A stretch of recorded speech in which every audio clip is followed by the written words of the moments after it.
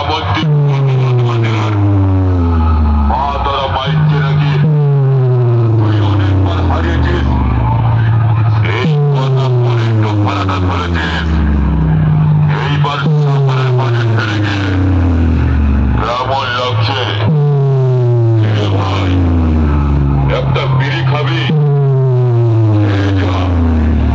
খেয়ে গিয়ে মাথা ঠান্ডা